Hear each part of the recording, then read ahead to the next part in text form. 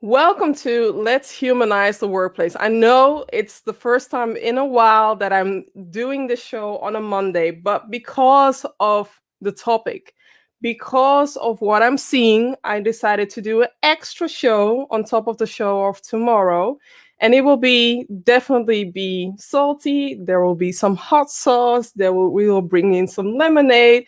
We will bring in the spices with the audience later, with the guest speakers of later. But first, I do have to address the following. So, there's something hurtful happening in the States, but I also want to shed a light towards what's happening in Europe as well.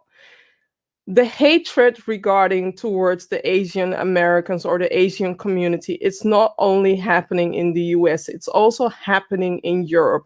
Whereas the attacks are not as big as in the US, but I do want to say that ever since this whole lockdown situation, the hatred is getting more inside, and I just want to support the Asian community. I just want to support those who are feeling left out, those who are feeling the hatred, and those who are facing challenging times. This is my way of supporting and highlighting the news as well. And regarding the people that are announcing that this act that happened in Atlanta was not about it wasn't a racism act, or it wasn't an exclusion act, or it was just somebody who was maybe sick or was having a bad day. Would you imagine if the person was somebody from the Eastern? Or would you imagine if it was a Black person doing that? We have to be real about racism. We have to discuss racism. And it's not upon the person who is attacking to share with us if that act is a racist act or is an act of racism. It's not upon you. And I also want to share something else regarding that.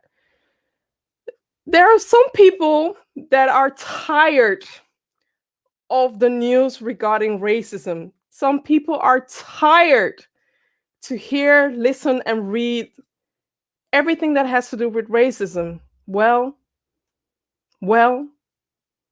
I am tired of people experiencing racism from day to day. I am tired.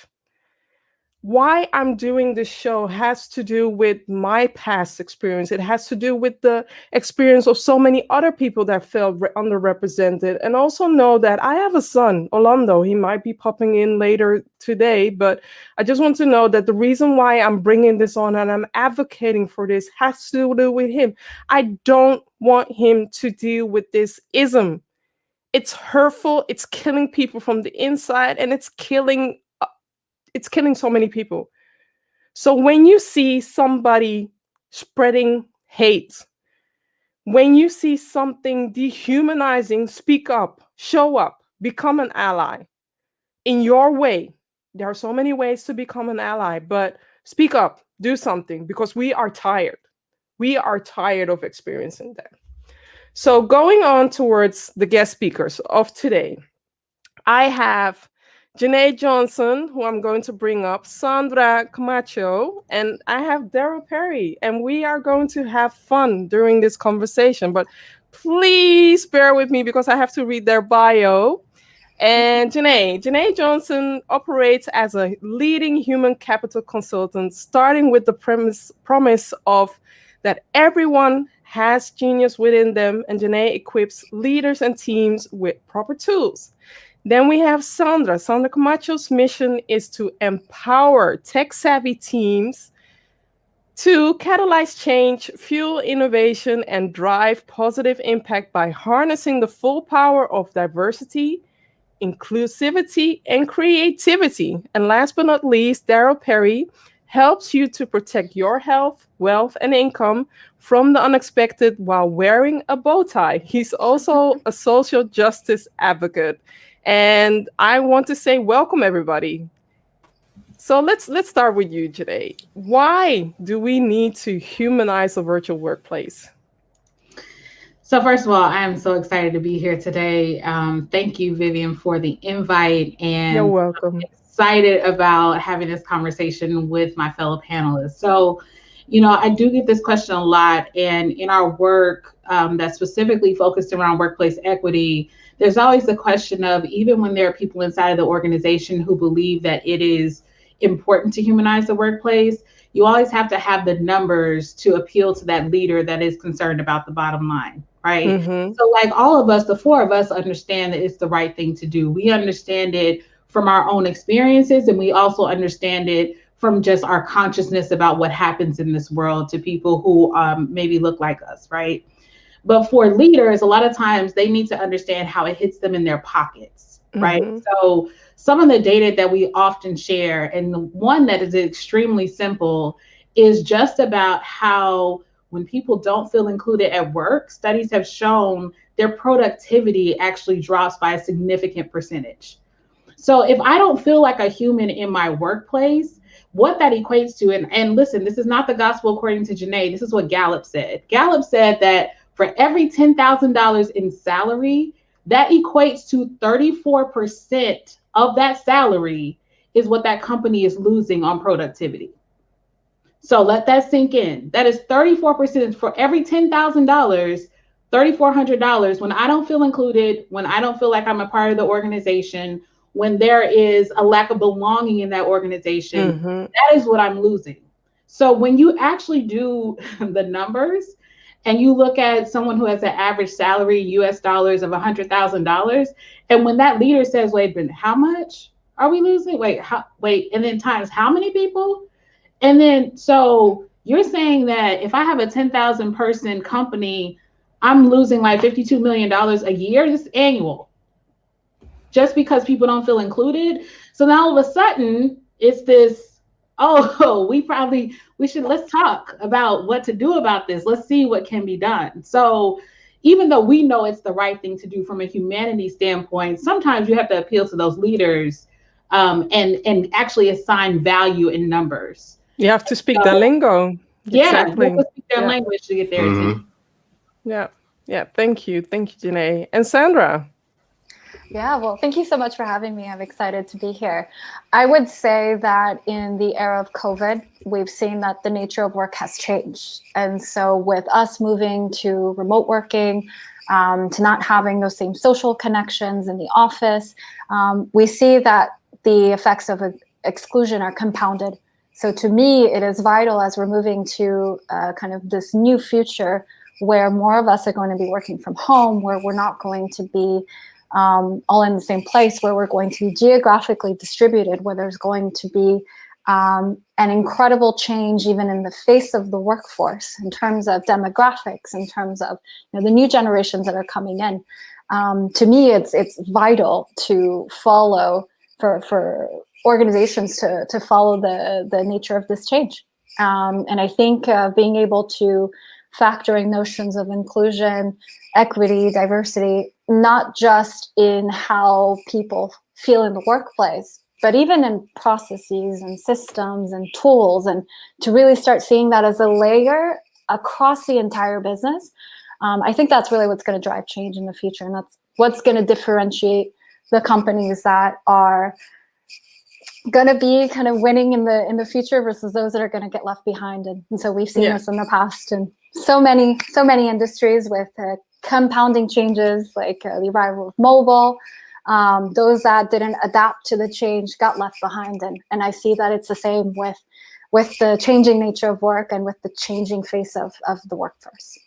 I want to make one adjustment because you mentioned you know that it's going to be like that. As well as all of us know, we know that it will be like that. So yeah. Daryl, thank you, Sandra. Thanks for having me, Queen. I want to first off mention I am DEI by love and passion of it, not really trained as you ladies are. So I'm going to give the regular person perspective of some of these things. But I think the reason we have to humanize the workplace because the workplace is the human now. With COVID going on, my children are in the same room with me right now. My wife's watching our baby, like it's all the same place now. So if those things kind of spill over into the home, it's probably more evident because mommy's crying or daddy's upset and things of that nature. So I think it's more important to humanize now because the lines are blurred. There's not so much a workplace versus the home life. It's all one and the same. So I think as we go forward, we have to be cognizant of that to make sure we know that people are human. They're not just putting out output and making products for us. They're actually making a difference in their life and our lives at the same time. Thank you.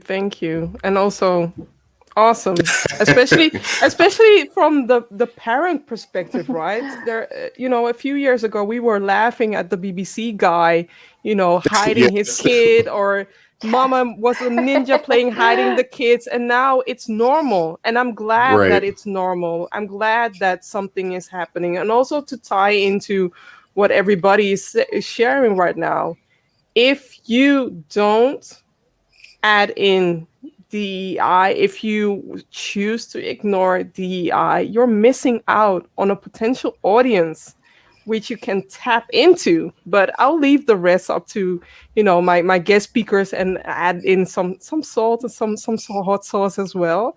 Going up to the next question, Sandra, can you share a reason why leaders cannot afford to ignore diversity, equity, and inclusion? Yeah. And I think JeNae really hit kind of the nail on this, and it's really about the business opportunity. I think on one hand, of course, there's the ethical imperative, the empathic imperative for businesses to think of their people as people rather than as numbers, units, units of value, numbers. But I think there's secondly this question of lost productivity, as JeNae mentioned, in terms of people not feeling like they're like they belong in the workforce. But I think secondly, there's the fact that diversity, and I come from innovation. I've worked in the tech sector for the past 10 years, and we always talk about innovation as being anchored in diversity. We talk about that from diverse perspectives, putting different people in a room together who don't come from the same backgrounds, who don't share the same disciplines. That's where we get new ideas. That's where we're able to get out of the status quo. And so for me, how can you think of a future of innovation without diversity? To me, it goes hand in hand. And I think it's a question of expanding our definition of diversity. And I think right now, leaders today, when we think of innovation, it's how do we get different disciplines in the room? And I think we need to think, how do we get people from different cultural backgrounds, people from different socioeconomic backgrounds, people who speak different languages? How do we build bridges?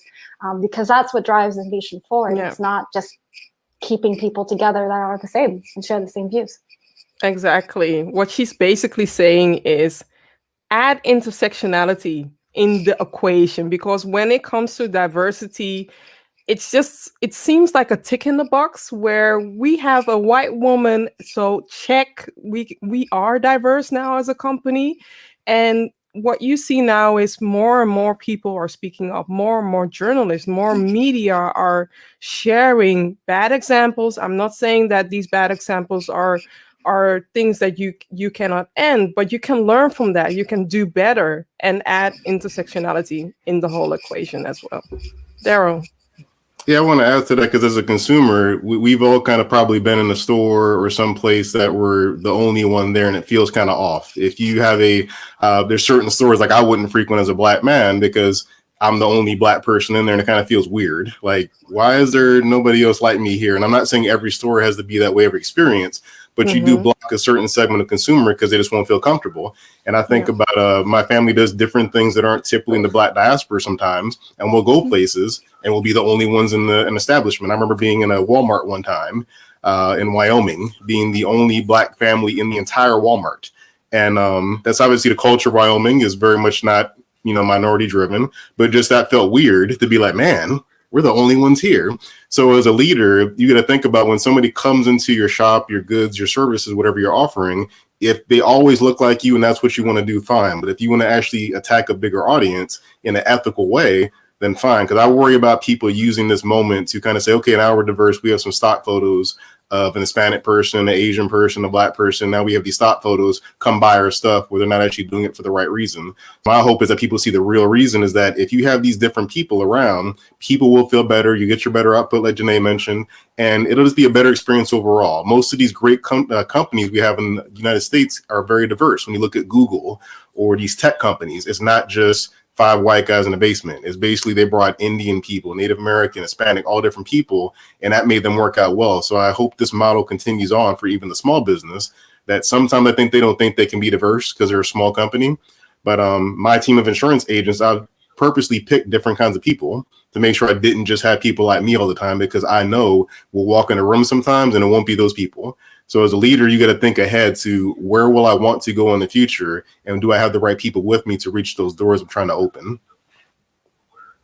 You touched upon something that I have to share, and I'm sharing something because I feel the need to share. So I love going to the States. There are places that I feel welcome, but I also won't never go to places where I know that from the outside looking in, that there is hatred. So my partner is white, and he has been through Mississippi. He has been to some of these historic, let's say, challenge places where I, as a Black woman, would feel a little bit challenged, not a little bit, a whole lot challenged to not open my mouth, not knowing what somebody might carry with them. So I deliberately choose to not visit certain states, certain areas, because I'm going for vacation. I'm not going for trouble. I'm not going to be challenged. I want my freedom, and I want to be creative. I want to energize myself. But if it hurts for me to not be able to travel with my partner and feel free as I want to be seen free as well. But I just wanted to share that it's very important for people to see themselves, to be themselves, and to be seen and to be heard and to be feel valued. And it goes to my holidays as well. It goes to the companies that I visit as well. It goes as the employee. If they see that you're using a stock photo, and from the moment that you as a person walk in and see, oh, where are the people that are on the website? It's not working. They will leave as fast as they came in the company as well. Yeah, and I think to add to that, what you mentioned, every culture is more comfortable around their culture, obviously, but there's a way to bring people in. I just think about if the barbecue element for the Black culture, somebody comes to a barbecue and they're not supposed to be there, they're like, sure, come on. Like, it's not like no, you can't eat with us, versus the places you mentioned, like Mississippi and such, you might walk and they look at you sideways. Like, what are you doing here? This is our place. And I think that's the difference, is that you can have an environment that is mostly your culture sometimes, but try to bring people and say, hey, it's okay. Come on through. We're fine. This is a loving place. And that's what I love about melanated people. We kind of accept all people. We're like, come on, it's okay. And I think that's the challenge. We're trying to teach other cultures sometimes to do that. Because I think Asian people do that as well as anybody. I used to live in Vegas, and there's a store I worked that had a lot of Filipino people. And they would say, try this food, come try this. And I had no idea to speak anything Tagalog, anything like that. But they were like, come on. So I think it's good that a lot of cultures are accepting of that. But the States and the European countries, I think, have a challenge with that because of the history. The challenge we know how to onboard people. We just use foods and use our humbleness and hospitality with that. That's it. JeNae, thank you, Daryl. JeNae. So first of all, I wanted to connect back to what Daryl said about being in Wyoming. And when I was a teenager, my dad used to love to take road trips. And one summer, he actually took us to Nebraska, to this little tiny town, because he had gotten a football scholarship to play there. And so imagine there's this Black man with these 3 Black kids in this little town in Nebraska, and people literally came out of their houses like we were like a novelty. Like, they were like, wow, like, I mean, they had all these questions, and we lived in California. So it was I just remember that experience stayed with me, but I definitely did not feel included. I was like, Dad, when are we leaving? Like, this is weird. Exactly. Right? Yeah. But I think the main thing that comes to mind when I think about why leaders can't ignore this as an issue is that I think my question is, do you still want to be in business in 20 years? Like, do you still want to be viable in 50 years? Do you still want to have a strong brand in 10 years, right? Like, there's a sustainability case that is directly tied to diversifying your workforce, simply because we think about our children. I have teenagers, and they are in that generation where they care about what is happening in these companies. Exactly. They will take their talents elsewhere. So they will look at the representation. They will look at, hey, so wait, this is still a thing? Y'all are still racist? Like, what's happening? I'm not going to work there, right? And I know my worth, and I'm going to go elsewhere. So when you think about competitive advantage, when you think about even just new IP and new ideas, and then you look at the diversity of the generation that's coming after us, it is the most diverse generation that has ever lived, period. So if you decide that you still want to have this very monolithic employee model, cool, but you might not be around for the next 30 years. It's like the dinosaurs, right? They extinct. They die eventually.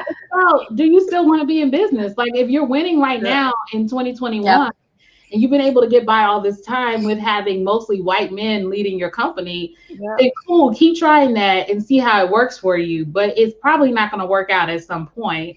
Not to mention, you're going to have gaps in your talent pipeline. So eventually, those white men that you idolize in your companies, they have to retire, right? So where's the succession plan? Like, where are you going to get this other talent?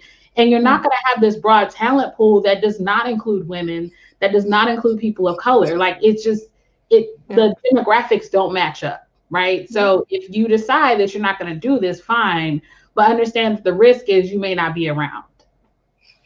That's it. I don't have anything to say. Let's start with the next question. Awesome card. I got the awesome card going up. Exactly. Exactly. What is your challenge, Daryl, for the leaders? What do you want to address? I guess for the leaders, I know leadership isn't. I wish it was taught better in business. I've had to kind of learn along the way. So this is probably for a lot of leaders like alphabet soup for them. Like there's something else they got to throw in the mix that's kind of hard for them to understand. So get some help. If you're having talent issues and trying to find people to satisfy your pipeline, get some help, because obviously you know what you know from your experience. But if you haven't had experience finding diverse backgrounds and looking for people, we see it play out in corporate when they say Wells Fargo says there's no black people in the talent pool. Like to say something like that is like, well, you don't know what you're looking for then, I guess, because I know plenty of black people that want a job. So when you say things like that, get the help, I think, is leadership's issue that nobody teaches. When you don't know something, go raise your hand and get some help. It's kind of like this bravado to leadership of like, I raised myself in my bootstraps, let me just do it. And I think that's the issue is with all this change going on. It is the most pinnacle time of talking about diversity and inclusion is right now. So don't get swept away in the pop culture of it and actually do some research and get some help and say, I don't know this stuff. Let me get some help. I don't know this stuff. Let me read a book. I don't know. Let me get a consultant. That'd be my challenge. That if you're not doing it the best way possible and you're kind of failing, just do what you did to get to where you are and get some help. Yes, exactly. And 2021, I cannot tolerate people saying we cannot find them. We are living in an age where we can Google. We can use LinkedIn. We can find support.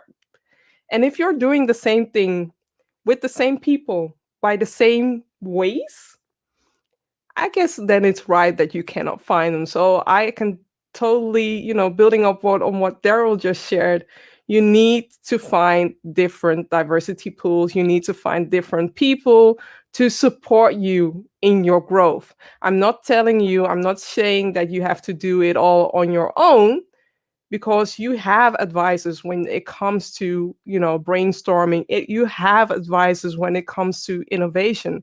Why not bring in the advisors when it comes to diversity, equity, and inclusion and get some advice? Sandra, thank you, Daryl.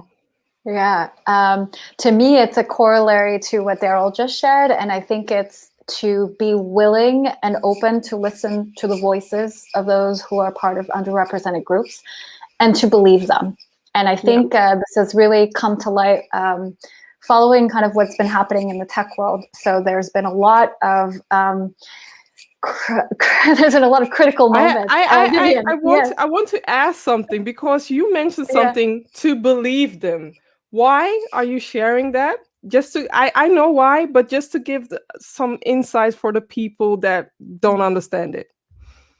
Because even when you speak up about moments of discrimination, microaggressions, bias, feeling like you're undervalued or not fully recognized for your talent, people either don't listen or they don't believe you. Even no matter how many times you say it, there's always some sort of justification. Or they send you away for some time off, right? Yeah, Yeah. no. So then that's another thing of, tying it to someone's personal life or to, mental health Yeah.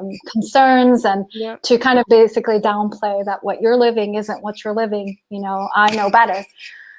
So I think it's this notion of opening yourselves up to believing other people's stories, to not question or judge or criticize. So I think in some respects it's empathy, but I think it's going beyond empathy, and it's being able to unpack your biases, because clearly even when you're listening to these stories and you're not believing the full grasp of them, is that your bias is coming through. So I think there's potential there, but how do we educate leaders on practicing more empathy? That's the question for me that I'm exploring right now. Yeah. It makes me think about a story, and I won't make it too long, but before the Me Too era, people who shared they are a victim or something happened at the workplace, they were seen as the person who did it. You maybe dressed inappropriately, you did something inappropriately to lure that. But after this whole Me Too, people are more understanding about this. And I'm hoping that with the attention that diversity, equity, and inclusion is getting, that we can create something that people will become more aware. I cannot wait until that moment happens. I have to see it right now. And I'm happy that there are companies that are doing better, and they are, of course, they are falling and then standing up doing better. But you're failing when you're sending people away because of you think that they need mental therapy, they need mental health therapy. No, there's something wrong with your culture. There's something wrong with your leadership when you are providing these services as well. JeNae. Yeah, so I love what both Daryl and Sandra shared, because I think both examples actually hinge on the core of the issue with leaders. So Daryl talked about being able to admit when you need help, which takes a certain level of courage as a leader for me to say that I don't have it all figured out. And I think some leaders feel like in order for me to maintain my position or my power and influence in this company, I have to always have it figured out. And then what Sandra said, it was about empathy, right? It was about really having the courage to say, you know what, let me listen to you. Let me not gaslight you, because that's what that is. When I'm telling you that this is what's happening to me, when I'm describing microaggressions, when I'm just describing unconscious bias or even conscious bias that I see happening in the organization, and then you're telling me that it's something wrong with my head, it's in my head, I'm overreacting. So it takes a lot of courage to be that kind of leader who can actually empathize, even if they're not experiencing it. So what I would want to see leaders do the most is tap into and find what I call corporate courage, like to be able to actually be courageous, not just to lead these conversations, but to take real action. And that does require that you have a certain level of vulnerability that maybe you have not had to have up until this point, that maybe you've been able to get by and lead without it.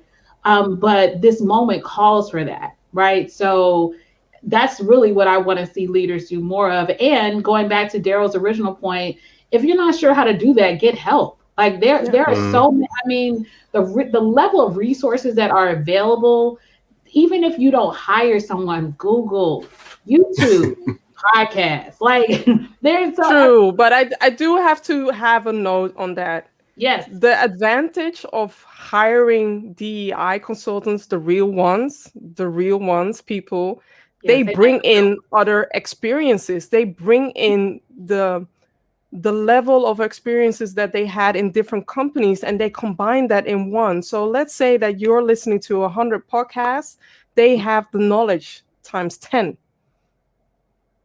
That is true. Now, and I'm not doing any shameless plugs on here. So I do agree that yes, like you should. I just, I didn't want to like flash up our logo and like put the link to the website, but yes, absolutely. And even if it's not our company, like you should ask for help. And Sandra, I think you mentioned earlier, when people need help with innovation, when they need help with, we want to release a new product, we have new technology, they have a team of consultants, and they don't mind spending $5 million to have this team of consultants to help them figure out something that's going to help them make $100 million in the next few years. Like, they do it without blinking. But then when it comes to, well, we have to figure out this people issue, we have to figure out these microaggressions in our toxic culture. Well, I don't know, or we have about $1,000 we can spend on that, and that's about it. Like, ask me how I know. That's for another show. Okay. So I guess what I'm saying, do you see what she's doing there? She's plugging herself. She's plugging herself to invite herself to another show. I didn't say anything. I didn't say the company name, but I'm saying you need to figure it out with someone, somewhere. Like, please. I want to add something to what Sandra said about the technology space. I mean, there's a lot of this, the two worlds are separate. I think about tech, that it's like your personal life ends when you walk in the door, and that's heavily in tech and finance. Mm-hmm. And that's what I think has gotten us to this issue right now. I mean, look at LinkedIn, for example. Don't talk politics. Don't get too personal. Don't show your family, all these things. So when it comes to where we are now, the workplace is unhumanized because we kept it so separate. And I think that's where leaders grapple with it, is that a leader's job is output. So I found myself in this trap of thinking something like, maybe this is just, you're not thinking about the end result, versus like, wait, you're really having an issue. And nobody taught me that. And I had to start referencing books and listening to things, because I'm not always the best listener all the time. And I can admit that. But nobody teaches in leadership, like, yes, you're supposed to get output, but that comes from a person. So when a person comes to you with something, you might need to slow down and not try to diffuse it, because I find myself trying to fix things instead of listening to like, oh, okay, you have an issue. You don't want me to fix it. You just want me to hear it out. And a lot of leaders, I'm probably not the only one. So if you're watching, it's probably the same issue, that you're just trying to, what's the goal? Let's get it done. Let's get the job done. That's where I think, since we separated personal and work so much, it's harder for us to really get this and move it forward. So now that the two are blended so much, I think it'll make it a little easier. But I do hope this isn't just a moment where people just focus on it and try to get some quick money out of, like, we're giving money to the Asian culture, we're giving money to Black people, come buy stuff from us. I hope that's actually something real happens, versus just a 2021 effect. And Daryl, to your point, it makes them better leaders, right? Like, if you can master that, it's not just about this specific conversation with DEI, but it's about actually increasing your leadership capacity. When you know how to not be so task driven that you forget that there are people who are part of you actually accomplishing these outputs. So I think that's the other case where, like, man, if you can master this, it'll translate into you being a better leader across the board, and you will see the results of that. Yeah, I feel like, well, I was going to just jump on that just to say that I think there will be trickle-down effects in terms of just kind of modeling for the rest of the leadership teams, for managers, in terms of, being more empathic or empathetic, or being more inclusive. This actually leads to, I think, a revolution. I don't want to overspeak, but it leads to change in the culture. And I think that will also help in terms of retention. So if you see that it's coming from the top down, people will feel that there's a true commitment. It's not just, it's not lip service, as we all like to say. Yeah. My challenge for leaders is to drop the traditional leadership and to evolve in inclusive leaders. So all the elements that you spoke about, empathy, listening, speaking up, being there for people, and delegate, not orchestrate, but delegate, to make your team great. That's where we need to be. But coming towards our almost, not a final question, but this is a question that I had to ask Sandra. So I'll start with you, Sandra. You shared a blog about the exclusion within Clubhouse, and that made me ask this question. How do you see the future of innovation when exclusion is being rewarded, like the app Clubhouse? I'm using Clubhouse as an example. I know that there are so many other tools, or so many other companies, or so many other policies or processes that are based on exclusion. So please fill in ... When I talk about Clubhouse, it's ... and fill in the company name or process or whoever. Yeah, no, this is a fantastic question. And to recap, in case people don't know what Clubhouse is, it's an audio only app to be able to talk to people in private and social rooms, about private and public rooms, about any topic that you wish. And the key distinction is that for now, it's invite only, meaning you need to be well connected, so connected to someone to have an invite that has an invite to access it. Secondly, you need to have an iPhone. So I'm an Android user. I've never used it. I have no idea what it's like. So I can only analyze it from the outside. But thirdly, the fact that it's that it's audio only, mean that we're also excluding a world of people who are hard of hearing, who are part of the deaf community. Yeah. You see very few accessibility considerations in the app itself, live captions, things that would enable more and more people to access it. And to me, I think what we're seeing is something that's very common, especially in the startup space, where growth is valued over everything else. And so the goal is we want to, it's a bit it's a paradox in a way, because we want to grow as fast as possible, but we're going to do that through an exclusivity-based marketing strategy, where we're going to get people in because there's only so many kind of limited slots, which again are artificially limited. And so it creates this kind of FOMO effect, so fear of missing out. I need to be part of this because it's exclusive, because it's elite. But what's really going to drive the company forward is opening it up to more people, to more users. Getting more people to use the app expands opportunities for advertising, for increasing revenue per user. So again, I think there's something here that the future of innovation is not exclusivity, it's inclusivity. It's through creating products that appeal to diverse users.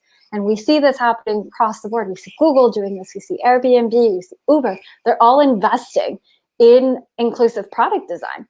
And so why is it that apps like Clubhouse, they're the ones getting all the attention, the fact that it's exclusive? And so, yeah, I would love to hear what the other panelists think.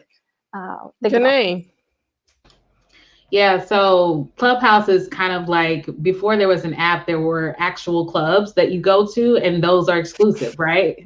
So think about a Hollywood club, you're standing in line, there's a bouncer, like, the whole scene where it's a who's who. Do I know you? Oh, I'm here with this celebrity. I know someone inside. I'm VIP, whatever the case is. So honestly, I think it speaks to the human nature of how people place value on belonging to a certain elite club. Like that is sort of, it is outside of tech, but I think what the creators of Clubhouse have found a way to translate that into an app. Something you said, Sandra, that I hadn't even considered is how if I have trouble hearing, then I'm not even on Clubhouse, right? If I have a speech impediment, maybe I'm not on Clubhouse. And I hadn't thought about how that excludes. Now, admittedly, I've been quote unquote on Clubhouse, but like a lurker, like I haven't actually started a room, and I keep getting nudges that, hey, JeNae, you need to start a room. And so I think I'm on the fence about that, because I think for those of us who are in Clubhouse, we do have a responsibility to start fostering responsible conversations and to use our pool of invites to bring other people in, right? Because what we know is that Clubhouse is not going away. It is becoming a hub for quote unquote influencers, although I have question marks around some of the people who say they're influencers, but again, for another show. But I do think we do have a responsibility, because even this conversation that the four of us are having today, if we move it to Clubhouse, or we have something, it will be gone, and that will break my heart. And I just wanted to give a side note, because LinkedIn is realizing that they were exclusive with these lives, and now they even have captions for these lives. Yeah, that is LinkedIn is not off the hook here, because they're exclusive with even who they give live access to. You have to apply to even be able to go live on LinkedIn. It's not open to everyone, and they have whatever specific criteria they use. So like you said, Vivian, in the beginning, it's not just about Clubhouse, but I understand the concept there. I think the question is, how do we influence change in the apps that haven't been released yet, to ensure that the issues that we're seeing with Clubhouse don't repeat themselves? Because invariably, they will see this model and say, oh, that works. Okay, we're going to keep doing that. And so the next 5 years, we'll have 20 different apps that have some kind of exclusive invite only. But it's also not new in tech. If you remember, that's how Gmail first started. You could not have a Gmail account if you were not invited. Yeah, and I think it goes to show that, clearly, especially with new technology, like you do have to test it, and you have to test it with a smaller group of people. So invite only makes sense from kind of a go-to-market strategy perspective. But at the same time, to me, I think it shows the need to also diversify the startup space, to diversify and see who are the founders, who are creating companies, who's getting investment, who's not getting investment, which companies are growing and being supported by the ecosystem. So I think it's looking at not just talent within large organizations or existing organizations, but those who are able to create the organizations of the future. And I think that there's a huge space of opportunity there. But yeah, it's a question of, it's how do we invest in those founders? It's also for us to be critical, to not, I'm not saying not support Clubhouse, but to be critical, to see what's behind the company, to see what's behind the management, to see how diverse they are before we engage with a company, before we give away our data, before we give away something. And I am on Clubhouse. I'm not as active. Well, I've never been active on that because I want to be able to connect with people. And the best way for me to be able to connect with people is to look them in the eye and also to see who I'm bringing on the table. That's, for me, is very important, to see if people have the energy that I want on the show, that I want on, to inspire the people. And with Clubhouse, you never know who you invite So you open in it, the you table. bring And me. I sometimes can go out about that, Vivian. you never know. It can go left and it can go right. But I don't want the surprise element there. And I've seen too many conversations where the element was very racial target. Yeah, that's the thing. I get the exclusivity thing of building it up, but I kind of worry about it's not evergreen content. Like once you make it, it's gone. And I've had people mention, like, people go in there and say something crazy and they're gone. And nothing's recorded. There's no proof it ever happened. And there's people that also have these fake profiles that you never see them. I think Clubhouse is the lure. Nobody wants to wear clothes. They made this app because nobody wants to put clothes on to go live on camera, so you can talk all day and you can be in a dumpster. And nobody knows who you are. And they make this whole funnel of websites. Like, click here to get this. Go to my profile to get this white paper. And they can make a whole sales funnel and never see you. So that's the part I worry about. And also, it's creating this need to make content all the time. A friend of mine, Sherry Jones, read something about 12 hours a week on Clubhouse. 12 hours is the average time a user spends on it. So I'm like, 12 hours? If I spend 12 hours on one thing, somebody's mad at me. And the reason it is because the content's always new. You never get to save it. So I think they're forcing this model where you just got to keep making content, but the end user will get burnt out if you got to do a show every day just to get traction. I don't see it lasting. I do honestly feel like somebody's going to buy the feature, because there's other Black platforms that do Clubhouse. There's some Black ones out there that do the exact same thing. It's just a Black creator. I do feel like if LinkedIn's listening, wink, wink, they would probably just buy this feature because the caption's already here, the network's already there. It's kind of like, why are you cannibalizing your own users? Facebook is already on it. Yeah, somebody's going to buy it. No, they are. Well, Facebook is going to do some. I mean, Mark Zuckerberg. I've been reading that Mark Zuckerberg was on Clubhouse, and he said, "Interesting." So it wouldn't be surprising if within 6 months there is an alternative, and Facebook already has their audience. The only thing that they have to do is activate it, and that's it. Yeah, and I know Twitter is already working on a feature, so we're going to see it. There's going to be competition. It's a question of, are they going to be a lot more mindful of inclusion? Because I think there's also after this show, they better be. After this show, they better be. The big thing too, because I do have hearing impaired people that'll mention, like, "Hey, can you turn your captions on for your live?" And I had to remember to start doing that, and because that was a new feature. But I think when you mentioned the invite thing for LinkedIn Live, I think it's, I also want to maintain the brand, because we've all seen some lives where you just go rant and there's no actual substance. Like, I could just go live because people are watching me. So that I feel like a little different. I know it's kind of like I'm saying it because I use it, but it's also like when I go on a LinkedIn Live, I'm being intentional. Sometimes I feel like you looky-loo a Facebook Live sometimes. So I feel like they're probably trying to maintain a professional image on LinkedIn, but there is a real thing to that of excluding people makes it popular, because everybody's always like, how do I get live access? And it's kind of like the club thing JeNae mentioned. Like, when you get in there, what are you going to do? Are you going to dance? Are you going to drink? Are you going to eat? Like, I don't know. I just want to be in there. Stand on the wall and be happy that you got in. That's what people are doing. So I think that's the same thing with the Clubhouse. Is like, I got it, and they don't use it. So it's like, well, is it really that big a deal at the end of the day if you don't have a plan for it? So whatever platform you use, if you're going to be exclusive that way, you better have a darn good plan, because you can't use that stuff over again. You got to do it every single day. And that's my challenge with that. Even if it comes to Android, I don't see myself using it, because I like what Vivian mentioned, seeing people and knowing you're actually real, and knowing, am I excluding other people, or, being only certain people I'm working with because I can't see you. Yeah. I think the other thing is, I'm not excited about having to come up with original content all the time and there's nothing evergreen about it. Like, that sounds crazy to me. 12 hours? Never. Like, what else would how am I supposed to live otherwise, right? Like, because I'm constantly, it's almost like an addiction. Like, you have to constantly like chase this high every single day. And so if I do ever use Clubhouse, trust me, it'll be like, hey guys, I'm on this time, 30 minutes on this 1 week, 1 day. That's it. Like, it's not, but I do know that there are people, because you'll see it in the notifications, that they are constantly on Clubhouse and like constantly having to create content. People don't realize that being on Clubhouse, it can generate the same fatigue that Zoom, Zooming virtual thing. It can generate the same fatigue. So I mind my mental well-being, especially recovering from homeschooling just 2 weeks. I mind my mental well-being at the moment. They're chasing the TikTok effect. That's what it is. That people hear about, you put a TikTok video with 3 million views. And like, ooh, really?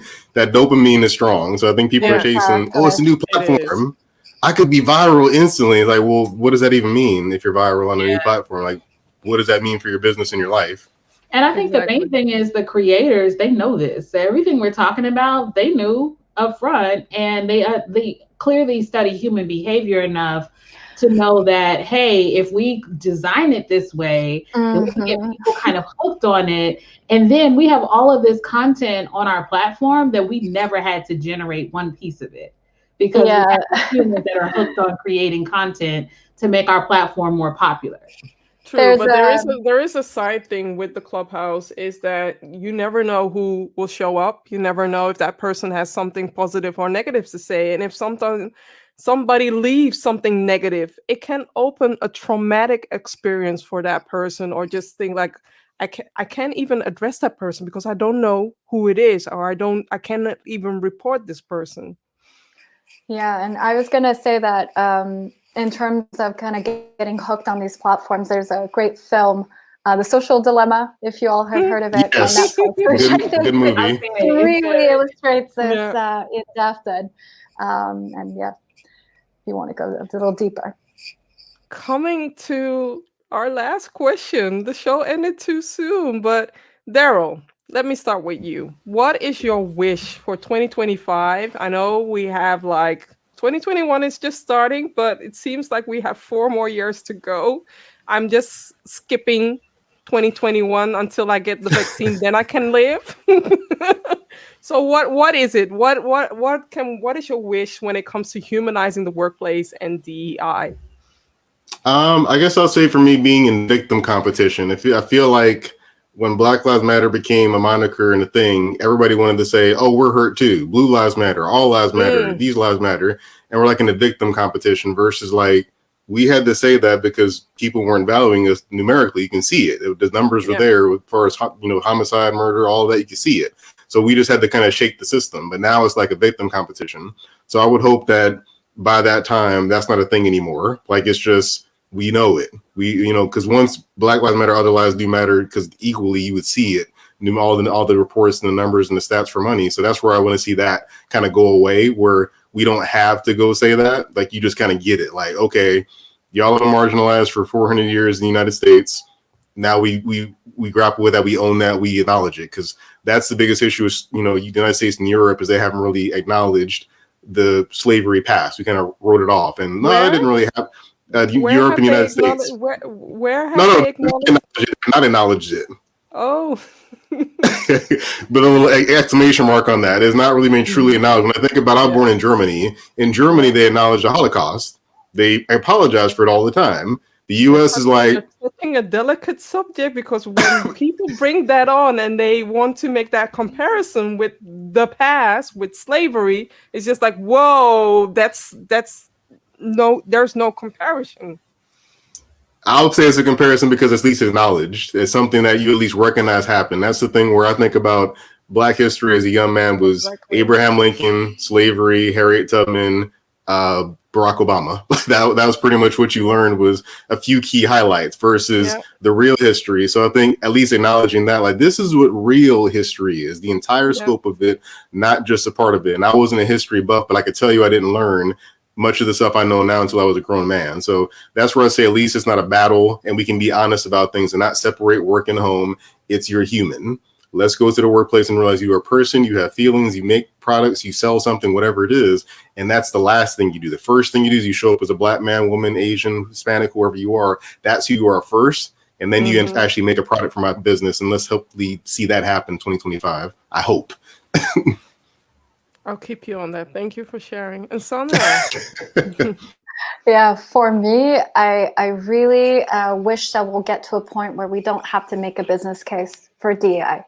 Yeah. And I think that's where I'm most frustrated today, that there's always a need to provide justification to get to the numbers. And isn't the business case also a way to dodge the bullet or to give yourself more time to think about something else? Because I feel like the business case scenario, there are so many reports out there. Why are we still working on that instead of working on what needs to be done? Yeah, absolutely. So I think because I think when you build a business case, I think what we end up with is a lot of performative DEI. And so I think, like you were all mentioning, it's just, we see the images and the marketing. So it's like, okay, where's our business uplift? And it's like, that's not what we're talking about. We have to dig deeper. We need to confront deeper challenges about how bias and inequities from society, from history, how all of that embeds itself into our institutions. And I think getting to a point where we don't have to have that conversation, and also where there's enough stories, like concrete cases that we can draw from. So I love JeNae's mention of corporate courage. I would love to see so many more leaders who openly talk about what they're doing, the successes they're having, and the challenges. To me, I think that would be a dream for 2025. Yeah, I love that. Thank you. And JeNae? Yeah, I would love to see conversations like this be obsolete in 2025. And I mean that from the sense of that we're not talking about out on very surface level what needs to happen to humanize the workplace. So we're really doing look backs on actual progress and action, and looking at data and looking at success stories, right? And then even, more personally, more selfishly, my daughter will be entering the workforce in 2025. She's a high school senior right now, and she's studying to be an engineer, and she's starting in the fall. And so 4 years from now, she'll be entering the workplace. And so what I would love to see is that when she calls me about that first job and that first work experience, that it is stark contrast to what I've experienced in the workplace and to what other women who look like me have experienced.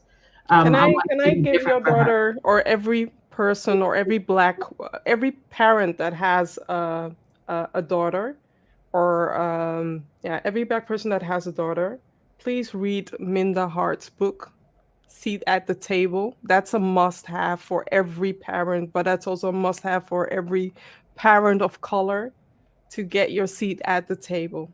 Just give her that before she embarks her journey in the workplace.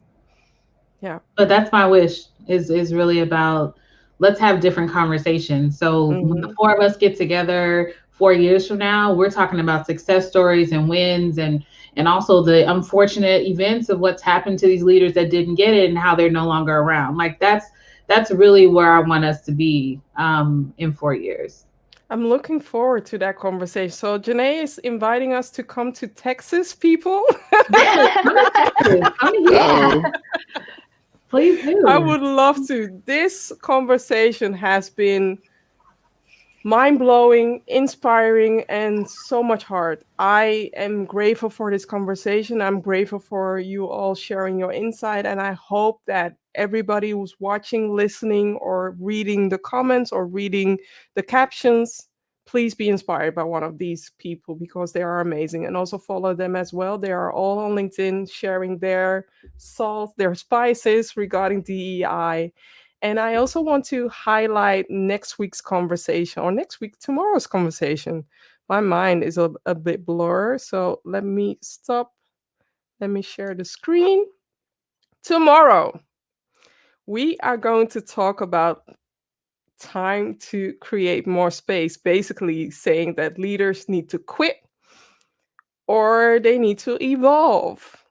Watch tomorrow, same time, same place on LinkedIn, YouTube, Facebook, Twitter.